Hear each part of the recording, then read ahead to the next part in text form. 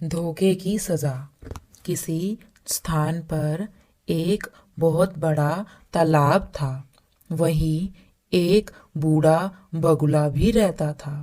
बुढ़ापे के कारण वह कमजोर हो गया था। इसी कारण वह मछलियां नहीं पकड़ पाता था। मछलियों को पकड़ने के लिए उससे भागा उड़ा भी नहीं जाता था। इसी कारण वह एक तालाब के किनारे बैठकर भूख से व्याकुल आंसू बहाता रहता था। एक बार एक केकड़ा उसके पास आया। बगुले को उदास देखकर केकड़े ने पूछा, मामा, तुम क्यों रो रहे हो? क्या तुम्हें आजकल खाना पीना छोड़ दिया है? अचानक यह क्या हो गया है? बगुले ने बताया, पुत्र, मेरा जन्म इसी तालाब के पास हुआ है। यह मेरी जन्मभूमि है। यही मैंने इतनी उम्र बिताई है। अब मैंने सुना है कि यहाँ 12 वर्षों तक पानी नहीं बरसेगा। केकड़े ने पूछा, तुमसे ऐसा किसने कहा? बगुले ने कहा, मुझे एक ज्योतिषी ने यह बात बताई है। इस तालाब में पानी पहले ही कम है। शेष पानी भी जल्दी सूख जाएगा। तालाब के सूख जाने पर इसमें रहने वाले प्राणी भी इसी के कारण मर जाएंगे। मैं बस यही सोचकर परेशान हूँ। बगुले की यह बात केकड़े ने अपने साथियों को बताई। वे सब बगुले के पास पहुंचे। उन्होंने बगुले से पूछा, मामा, ऐसा कोई उपाय बताओ जिससे हम सब बच सके। बगुले ने बताया, यहाँ से कुछ दूर एक बड़ा सरोवर है। यदि तुम लोग वहां जाओ तो तुम्हारे प्राणों की रक्षा हो सकती है। सभी ने एक साथ पूछा, हम उस सरोवर तक पहुंचेंगे कैसे? चालाक बगुले ने कहा, मैं तो अब बूढ़ा हो गया हूँ। तुम लोग चाहो तो मैं तुम्हें अपनी पीठ पर बैठाकर तालाब तक ले जा सकता हूँ।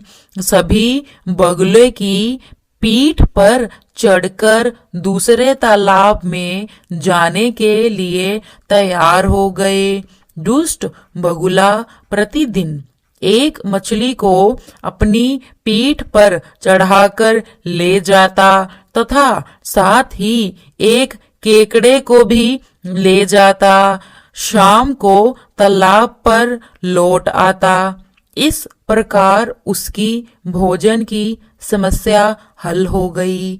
एक दिन केकड़े ने बगुले से कहा, मामा, अब मेरी भी जान बचाइए।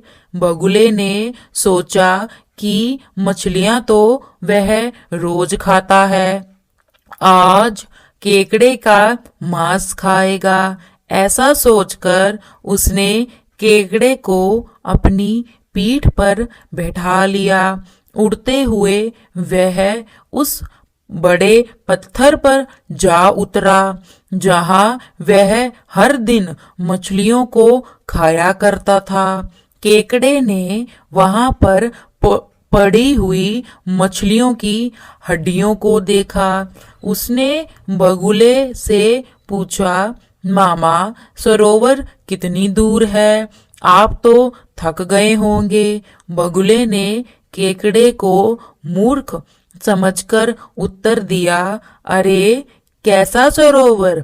यह तो मैंने अपनी जान बचाने के लिए भोजन का उपाय सोचा था।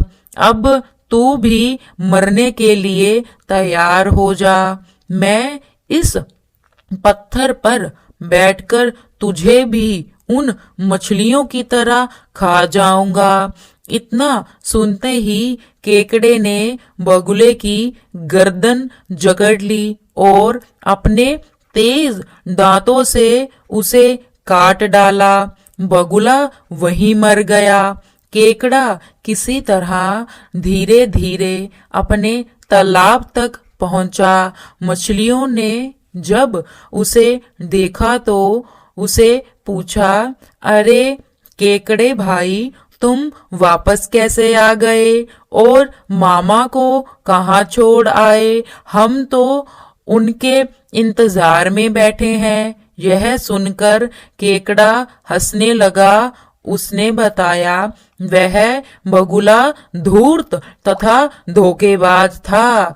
वह महाठग था। उसने हम सभी को धोखा दिया। वह हमारे साथियों को पास की एक चट्टान पर जाकर खा जाता था। मैंने उस धूर्त बगुले को मार दिया है। अब डरने की कोई बात नहीं है। इसीलिए कहा गया है कि जिसके पास बुद्धि है उसके पास बल भी है।